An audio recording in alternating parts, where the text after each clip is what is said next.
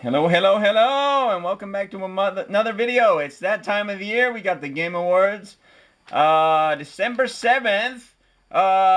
So we're going through my picks here for awards and whether I actually submit my vote or not. But I'd like to start off first by saying, why the hell is this not from January 1st to December 31st?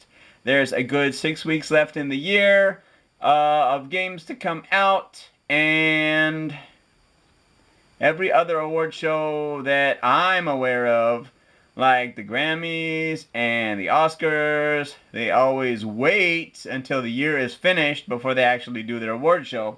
So that's my first complaint. But anyway, we're going to move on. We're going to go down to vote now. And the nominees. Vote now or view this year's nominees. We already viewed the nominees. And I knew it. We're going to get to my second beef with the Game Awards. Why are you starting off with Game of the Year? Like, this should be the last category you vote on. You vote on all the other stuff first, and then you get to this. So, can we... Ooh, where's the next button? Tell others to vote. Okay, can we go to next? Hey, that's an improvement over last year. We can actually go to the next one without having to vote. So, we'll have to come back, scroll back for Game of the Year. Best Game Direction awarded for outstanding creative vision and innovation in game direction and design. Creative vision and innovation. We've got Alan Wake 2, Baldur's Gate 3, Marvel Spider-Man 2, Super Mario Bros. Wonder, The Legend of Zelda Tears of the Kingdom, by Remedy Entertainment, Epic Games, Larian Studios, Insomniac Games, Nintendo, and Nintendo respectively. Okay, so there's only 5 in this category. Now this says creative vision and innovation. So, I'd have to go with Mario Wonder for there. The game looks fantastic. I will be buying it. Sign in to vote and save progress. Okay, well, we're not doing that, so there we go. Super Mario Bros. Wonder would be my vote, and since I don't think I was going to submit anyway, because ethically I shouldn't, or I don't feel right doing so, we can just skip all that then. We've got Best Narrative for outstanding storytelling and a narrative development in a game. Alan Wake 2, Baldur's Gate 3 again, Cyberpunk 2077, Phantom Liberty. Now, isn't that DLC? So why is that in the best narrative category if it's a DLC as opposed to an actual full-on game? So I don't like that. We got Final Fantasy VII by Square Enix. Did I mention CD Projekt Red on Cyberpunk? Maybe not. And Marvel Spider-Man 2 Insomniac Games. So, if I were to choose, I would probably go Baldur's Gate 3 because that's the one I'm going to buy first.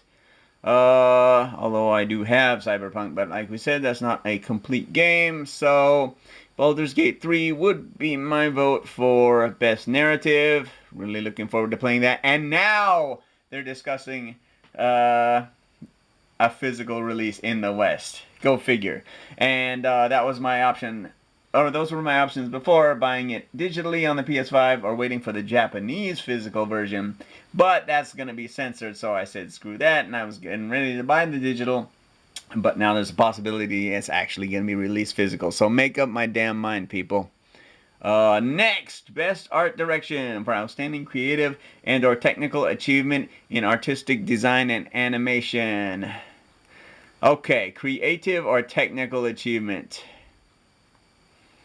Certainly, Alan Wake 2, again, Hi-Fi Rush, Tango Gameworks, Bethesda Softworks, No Idea, Liza P, Round 8 Studio, NeoWiz Games, Mario Wonder, and Tears of the Kingdom. Creative or technical achievement. Yeah, I don't see any technical achievements here, just offhand. Creative, I would probably have to go with Mario Wonder again. And there we go. Best score in music for outstanding music, inclusive of score, original song, and or licensed soundtrack. I have no idea.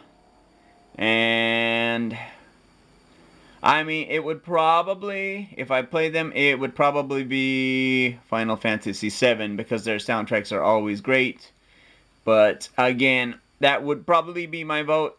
And again, good thing I'm not submitting because ethically I don't feel right doing so. Best audio design, recognizing the best in-game audio and sound design. Got Alan Wake 2, Dead Space, Motive Studio, Hi-Fi Rush again, Marvel Spider-Man 2, Resident Evil 4, Capcom. Now that is a remake, so I would think that sort of automatically disqualifies it from anything. Dead Space is also a remake. So yeah, sound, I don't know. Don't know, have to skip. Best performance awarded to an individual for voiceover acting, motion, and or performance capture. Well, we know it's not going to be Legend of Zelda. Ben Starr, Final Fantasy 16. Cameron Monaghan, Star Wars Jedi Survivor. Idris Elba, Cyberpunk 2077. Yuri Lowenthal, Marvel Spider-Man 2. So here's another conundrum. I would definitely give it to Idris Elba, but Cyberpunk 2077, Phantom Liberty is not the main game. So, next. Innovation in accessibility. And this sort of boggles the mind. Recognizing software and or hardware that is pushing the medium forward by adding features, technology, and content to help games be played and enjoyed by an even wider audience. Do any of these actually do that though? We got Diablo 4, Blizzard Entertainment, Forza Motorsport, Turn 10 Studios, Xbox Game Studios, Hi-Fi Rush, Marvel Spider-Man 2, Mortal Kombat 1, really? NetherRealm Studios, WB Games, and Street Fighter 6 Capcom.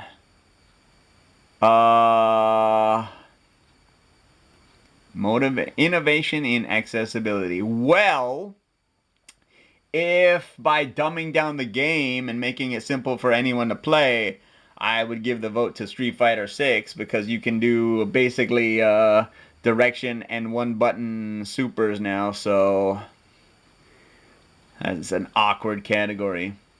Now, PlayStation with their, what is it? The, well, handy capable controller is what I call it, but I don't know the actual name. Now that is an innovation in accessibility, but that wasn't mentioned. Games for Impact, for a thought-provoking game with a pro-social meaning or message. And A Space for the Unbound, Mojiken Studio, Toge Productions, or Toge, Chorus, Chance of Sennar, Rundisk Focus Entertainment, Goodbye Volcano High, Co-op, maybe, Chia, Awaseb, Kepler Interactive, Terra Nil, Free Lives, Devolver Digital, Netflix, Venba, Visai Games. No idea. Next. Best Ongoing, awarded to a game for outstanding development of ongoing content that evolves the player experience over time. We've got Apex Legends, Respawn Entertainment, EA, Cyberpunk 27. Now, see this.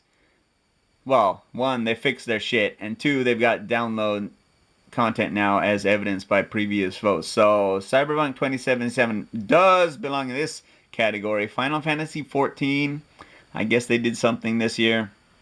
Fortnite, isn't that getting old? Genshin Impact. I suppose. I think I would give it to Genshin Impact, but the one I actually care about is Cyberpunk. So there you go. If I were voting, I would vote there, but this is in reality the one for me. Next, best community support. recognizing a game for outstanding community support, transparency, and responsiveness, inclusive of social media activities and game updates and patches. That sounds more like Cyberpunk 2077 than the previous one. Baldur's Gate 3? Okay, Destiny 2, not really. Final Fantasy 14, No Man's Sky. Oh god, that I can't believe that thing is even still around. And I haven't played it since the second build, and they're now on the third build. Although I hear it's actually a decent game now, but I don't want to return to it. So I guess I would give it to Cyberpunk for this one. Boom. Next. Best independent game for outstanding creative and technical achievement in a game made outside the traditional publisher system. We got Cocoon. Yeah, that thing's annoying, isn't it? Okay, Cocoon, Geometric, Interactive, Annapurna Interactive. Dave the Diver, Mint Rocket. Now, there was a little bit of controversy online that Dave the Diver is not, in fact, a true indie game. But Dredge, Black Salt Games Team 17, Sea of Stars, Sabotage Studio, heard a lot about that thanks to Spawnwave. Viewfinder, Sad Owl Studios, Thunderful Publishing. Again, best independent game, haven't played any of them. And at this point, I probably won't. So, next.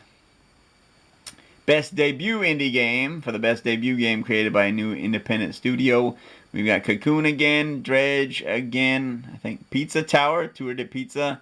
Okay, Bemba, Visai Games, again, Viewfinder. Nope. Best mobile game. Nope. Okay. No, but to be fair, Final Fantasy VII, Ever Crisis, Hello Kitty Island. Oh, that was Applebot? Square Enix? Okay. Hello Kitty Island Adventure, Sunblink Entertainment, Honkai Star Rail, Yo-Yoverse, Monster Hunter Now, Niantic, Capcom. Oh, Niantic. I would have given that the vote, but it's Niantic, so Terra Nil, Free Lives, Netflix. Well, I would still vote for Monster Hunter Now, but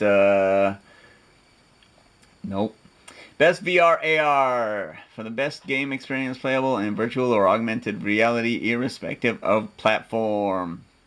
We got Gran Turismo 7, Polyphony Digital, SIE, Horizon Call of the Mountain, Guerrilla Games, Fire Sprite, SIE.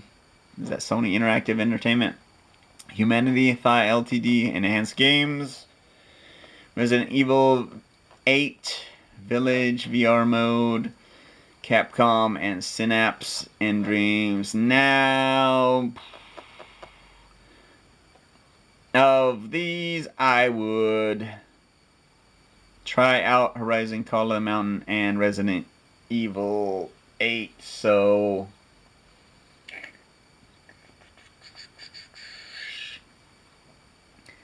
I don't know. I mean, based off of Horizon Zero Dawn, I would have to give it to Call of the Mountain. But I would be very interested to see how the horror works in Resident Evil Village. So I've narrowed it down to 2, and we'll leave it at that until I actually play the games. Best action game. For the best game in the action genre, focused primarily on combat. Why does action have to include primarily combat? Interesting. Armored Core 6, Fires of Rubicon, From Software, Bandai. Dead Island 2, Dambuster Studios, Deep Silver, Ghost Runner 2, One More Level, 505 Games, Hi-Fi Rush again, Remnant 2, Gunfire Games, Gearbox Publishing.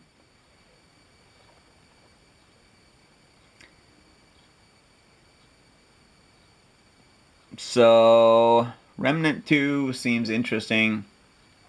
Dead Island 2, if I played the first Dead Island, I would probably play that, but we'll have to skip that one as well. So hopefully this video doesn't turn out to be a nothing burger. I'm skipping all this stuff. Best action adventure. For the best action adventure game combining combat with traversal and puzzle solving. Yeah, see, if Spider-Man 2 is anything like Spider-Man 1, I would just call that a freaking action game straight up, not an action-adventure game. We got Alan Wake 2 again, Resident Evil 4 again, Star Wars Jedi Survivor, and Legend of Zelda Tears of the Kingdom. Anybody else? Okay, so...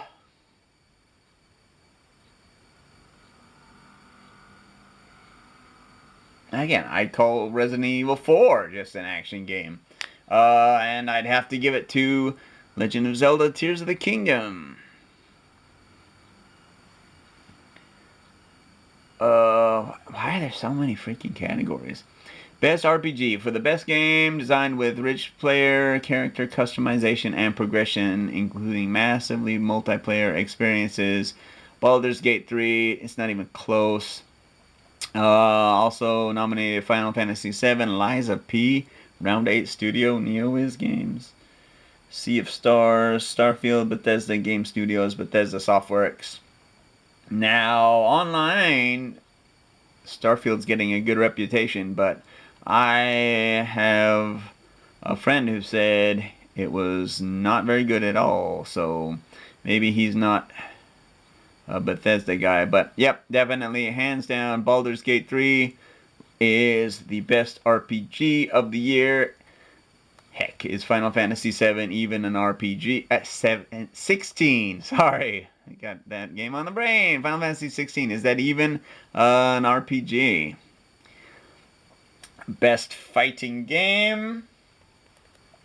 For the best game designed primarily around head-to-head combat, we've got God of Rock, Modus Studios Brazil, Modus Games, Mortal Kombat 1, NetherRealm Studios WB Games, Nickelodeon All-Star Brawl 2, Udacity Fair Play Labs, Game Mill Entertainment, Pocket Bravery, Statera Studio P-Cube, Street Fighter 6 Capcom.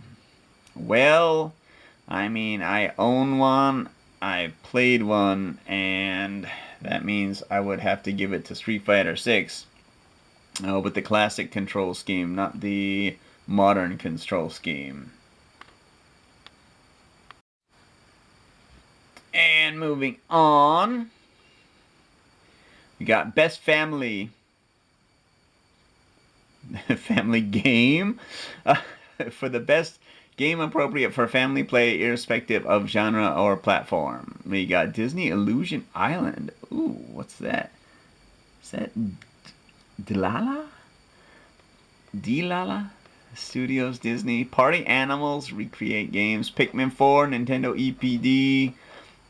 Sonic Superstars RZ Sonic Team Sega, and Super Mario Brothers Wonder Nintendo EPD Nintendo. Okay, well, I didn't know Pikmin 4 was multiplayer. I thought that was a single player game. I despise the artwork for the screenshot on the left of Disney Illusion Island. So I'd be going with Mario Wonder for our family game here. Because you can actually do multiplayer with that. Best Sim Strategy Game. Best game focused on real-time or turn-based simulation or strategy gameplay, irrespective of platform. What do we got here? We got Advance Wars 1 and 2, Reboot Camp, Way Forward Nintendo, which was supposed to come out last year. Cities Skylines 2, Colossal Order, Paradox Interactive, Company of Heroes 3, Relic Entertainment, Sega, Fire Emblem Engage Intelligent Systems, Nintendo, Pikmin 4, Nintendo EPD. Best Sim and Strategy. Okay, well, as much as I loved Fire Emblem Three Houses, I think one Fire Emblem game per system was sufficient. Engage seemed rushed, seemed unfinished, and I couldn't, or it got railroaded by 31 days in other games, so I actually didn't even finish the game, which is shocking. Do not have any interest in Advance Wars, but it seems more simulation and strategy than Pikmin. I guess Pikmin simulation and strategy. I guess I give it to Pikmin 4. And best sports and racing game. For the best traditional and non-traditional sports and racing game, what do we got here? We got EA Sports Football Club 24. Because, of course, EA Vancouver, EA Romania, EA Sports, Formula 123, Codemasters, EA Sports, Forza Motorsport, Turn 10 Studios, Xbox Game Studios, Hot Wheels Unleashed 2 Turbocharged, Milestone, The Crew Motorfest, Ubisoft, Ivory Tower, Ubisoft. Okay. Yeah, next. Best multiplayer for outstanding online multiplayer gameplay and design, including co-op and massively multiplayer experiences, irrespective of game genre or platform. Multiplayer. Baldur's Gate 3, Diablo 4, Party Animals, Street Fighter 6, Super Mario Bros. Wonder. Does Mario Wonder have online multiplayer? It does, right?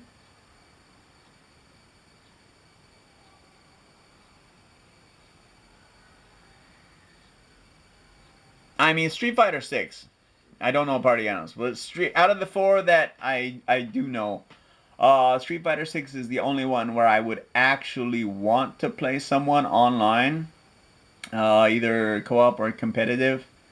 Baldur's Gate 3, Diablo 4, and Mario Wonder. In my mind, despite the fact that I voted for Mario Wonder for family earlier, but in my mind, they're all single-player games. So, I would vote Street Fighter 6 for, what is it, best multiplayer? Best multiplayer, yes.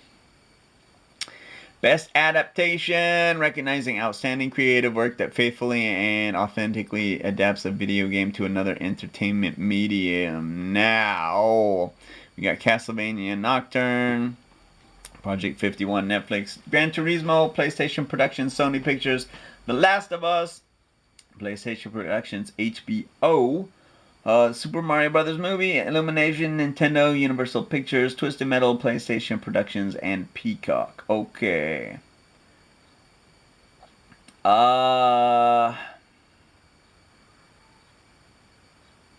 Being a Castlevania guy, I want to see Nocturne, but I wouldn't vote for it.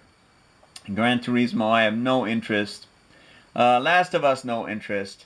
The Super Mario Brothers movie, you would think I would want to see it, but Mario, and you can tell right there from that screenshot, Mario just does not look right. The characters look off to me.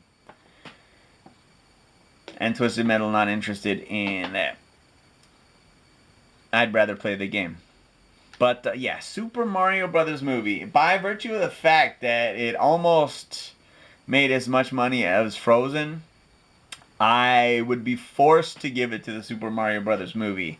Not that I actually want to vote for any of these, but yep, Super Mario Brothers movie, best adaptation.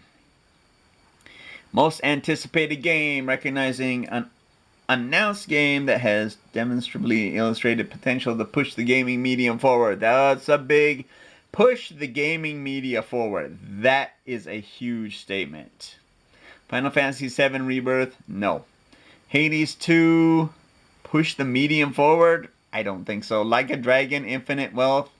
Okay, so Square Enix, Supergiant Games, Ryuga Gotoku Studio, Sega. Push the medium forward? I don't think so. Star Wars Outlaws, Massive Entertainment, Ubisoft. What is that? And Tekken 8. Tekken 8? Bandai Namco Arika. How is that going to push the medium forward? I don't think any of these is going to push the gaming medium forward. So next, Content Creator of the Year for a streamer or content creator who has made an important and positive impact on the community in 2023. What do we got? Iron Mouse, People Make Games, Quackity, Spreen, Cypher, PK. None of them is GM Hikaru. So next, Best esports game for the game that has delivered the best overall esports experience to players, inclusive, well, certainly nothing by Nintendo. Inclusive of tournaments, they've gone the opposite direction, quite frankly, but community support and content updates irrespective of genre or platform. Got Counter-Strike 2, Valve, Dota 2, Valve, League of Legends, Riot Games, PUBG Mobile, Lightspeed Studios, and Valorant Riot Games. From what I've heard, I would give it to Valorant. Best esports athlete. The esports athlete judged to be the most outstanding for performance and conduct in 2023, irrespective of game. We got Lee, Faker, Sang Hyuk, League of Legends, Matthew, Zaiwu, Urbo, maybe, CSGO, Max Demon 1, Mazanov, Valorant, Paco, Hydra, Rusuiz, Call of Duty, Park Ruler, J-Hook, League of Legends, Philip, Imperial Hall, Dosen, Apex Legends. No clue. Next. Best esports team. Recognizing a specific esports team, not the full organization, judged the most outstanding for performance and conduct in 2023. Evil Geniuses, Valorant, Fnatic, Valorant, Gaming Gladiators, Dota 2, sorry. JD Gaming, League of Legends, Team Vitality, Counter-Strike. No idea. Next. Best esports coach. No idea. I'll read them off, but next. The esports coach says to be the most outstanding for performance and conduct in 2023.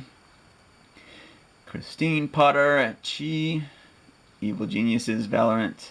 Danny Zonic, Sorensen, Team Falcons, Counter-Strike. Jordan Gumba, Graham, Florida Mayhem, Overwatch.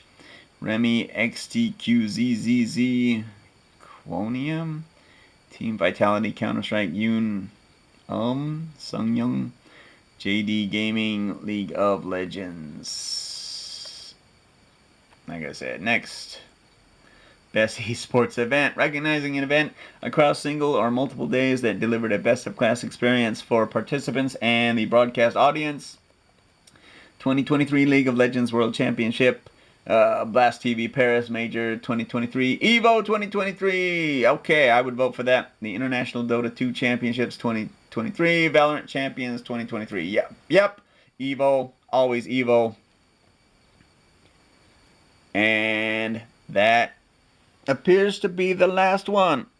Okay, so all we're going to do here is we're going to rewind to Game of the Year and go through each of the choices. So, back in a flash. All right, we made it back to the Game of the Year. So, recognizing the game from 2023 that delivers the absolute best experience across all creative and technical fields. And we've got Alan Wake 2, Remedy Entertainment, Epic Games Publishing, Baldur's Gate 3, Larian Studios, Marvel's Spider-Man 2, Insomniac Games, Sony Interactive Entertainment, Resident Evil 4, Capcom, Super Mario Bros. Wonder, Nintendo EPD, Nintendo, and The Legend of Zelda, Tears of the Kingdom, Nintendo EPD, Nintendo. So, Alan Wake 2, I can say 0 about because I haven't played the first game, and since I haven't played the first game, I'm not going to play the second game. Baldur's Gate 3, like I said, there's been issues with, is it going to be digital only? Is it going to be physical? Oh, it's physical in Japan. Oh, wait, now they want to release a physical, and there might be an announcement at the Game Awards. It's coming out on Xbox. So, I'm going to wait. But I will definitely pick up the game at some point. Marvel Spider-Man 2. Now, I didn't get this because technically I'm still playing the original Marvel Spider-Man for the PS4.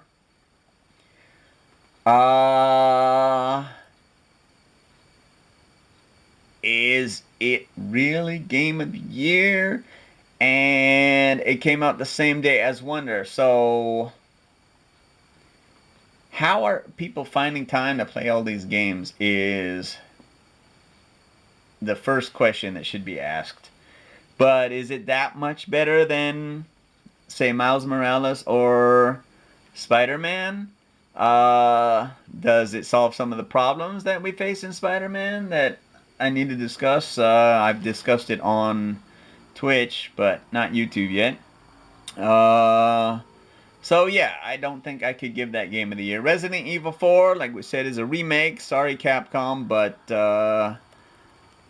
gotta be original to be game of the year. Super Mario Brothers Wonder, again, I've seen it played. I do actually want to pick it up now, but I didn't want to pick it up right away, so I don't have it, and I haven't personally played it. And then there's The Legend of Zelda Tears of the Kingdom, where you have Breath of the Shit, which had a lot of boring parts and broken weapons and cooking and a hell of a lot of stuff I didn't like. And so I didn't finish it. And I don't want to start Tears of the Kingdom without finishing Breath of the Wild, but I don't want to actually play Breath of the Wild. So that's where I am on that one. So I want to buy, I have one of the games. I want to buy 2 of the games. No, 3 of the games. And if I were to choose any of these, well, none of these is my game of the year, quite frankly, but you'll find that out in a few weeks. But if I had to choose any of these 4 game of the year, it would be Baldur's Gate 3. So that is my pick for the Game Awards, which does not cover the entire year for 2023 anyway. But yeah, let me know. But again, I don't feel it's ethical for as many categories as I've skipped or games I haven't played, choosing just based on arbitrary factors like I'm going to buy Baldur's Gate 3 as soon as possible, to actually submit an actual vote and have it count towards this thing. But we'll see what announcements come out of the awards. Let me know in the comments what games you think deserve Game of the Year. And we'll see you in a couple of weeks when we discuss my Game of the Year. So, thanks for watching, and until next time, keep dancing.